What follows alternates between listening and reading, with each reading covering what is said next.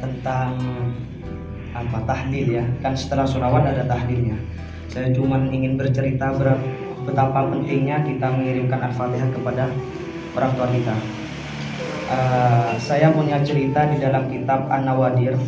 Di HP saya itu ada kitab An-Nawadir PDF karangannya Syekh Syihabuddin Al-Qalyubi.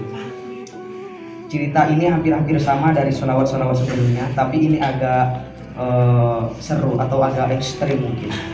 Ada cerita di dalam kitab itu, An-Nawadir itu diceritakan oleh sahabat Soleh Al-Mursi radhiyallahu an. Dia pernah bercerita, saya itu pernah lewat kuburan ingin melaksanakan sholat di Masjid Jami, ingin melaksanakan sholat.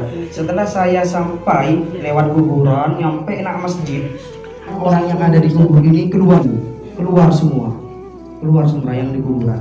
Kemudian orang-orang masing-masing ini berhalaqah itu buat bundaran bercerita masing-masing.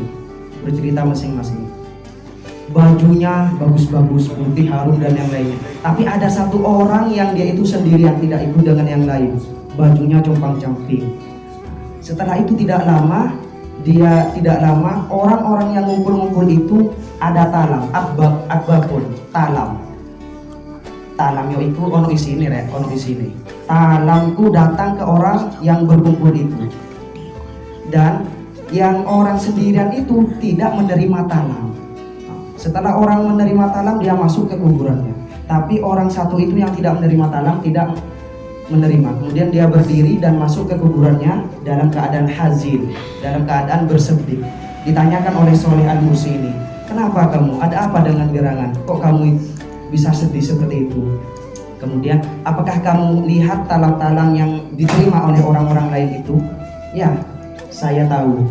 Dan dari mana talam itu datang? Kemudian orang yang tidak menerima talam ini bilang, talam itu dari keluarganya yang masih hidup, dan keluarganya yang masih hidup itu mensodakohkan dan diniatkan kepada orang yang sudah mati itu, dan juga mendoakan. Sedangkan saya adalah orang syabun, orang yang masih muda, orang asing dari kota India.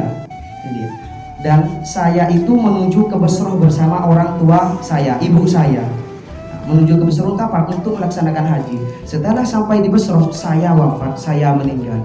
Setelah saya meninggal, orang tua saya, ibu saya ini menikah lagi. Dan setelah menikah, karena saking seneng nih, mau jenenge duwe bojo kan yo. Dia, ibu saya itu tidak ingat kepada saya, tidak pernah mendoakan saya, tidak bersedekah untuk saya. Sehingga saya itu dalam keadaan sedih di sini. Kemudian ditanyakan oleh saudara Musi, di mana rumah kamu? Ditunjukkan oleh anak itu, rumahku nak kini anggaplah Pandansari. Omaku Pandansari, kulo ni masjid iki dan yang lainnya. Kemudian terbangun Soleh Al-Mursi ini menuju ke rumahnya yang ditunjukkan oleh anak itu. Setelah sampai, dia duduk di pintu yang dituju, iki oman, iki lu nak ngarep lawang. Kemudian ditanyakan, man huwa, siapa di luar? Kemudian, saya adalah Soleh Al-Mursi, izinkanlah saya untuk masuk. Kemudian setelah diizinkan dia masuk. Kemudian Soleh Al-Mursi ini mengatakan, saya ingin mengatakan kepada kamu, tapi tidak, saya ingin perkataan ini cuma hanya kita berdua, face to face, empat mata. Tidak ada yang tahu. Kemudian diizinkan, ya wis kak bobo, empat mata. Ditanyakan oleh Soleh Al-Mursi, apakah kamu punya anak?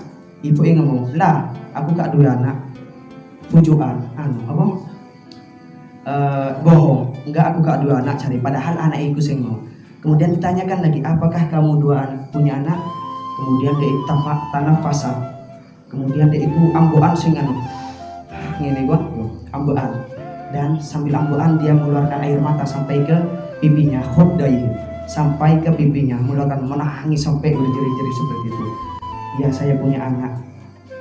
Dan apakah kamu tahu, dan Soleh Al-Mursi ini menceritakan bahwasanya anak kuburan itu menas anak kuburan polan kak disodakoi, dikirimkan doa. Sesungguhnya anakmu begini dan lainnya. Nangis. Setelah nangis, ya saya punya alfa dirhamin, saya punya uang 1000 dirham. Kak jelas 1000 dirham itu paham aku Arab ya. 1000 dirham. kamu sedekahkan uang ini dan niatkan kepada anak saya, dan setelah ini saya akan bertobat untuk mendoakan anak saya.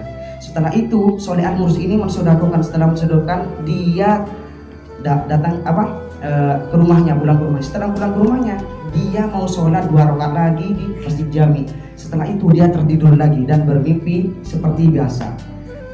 Setelah itu yang awalnya anak tadi itu melas menunggu kirimannya, tapi sekarang dia berwajah mafruh, surur, bahagia, berseri-seri. Kemudian ditanyakan, semoga jazakallahu, semoga Allah itu memberikan kebaikan kepada kamu, kata anak itu kepada Soleh Al-Mursi. Bayangkan, seorang ibu saja yang bisa merawat kita 10 anak ataupun lebih, itu masih ono anunin anak omongane kalau anak sudah tua. Nah, jadi apa? Intinya kita itu harus mendoakan setiap hari. Apalagi orang tua kita yang sudah meninggal. Iya, sekarang kita masih kecil, kalau seandainya sudah dewasa bagaimana? Makanya kalau Jumat itu nak kuburan.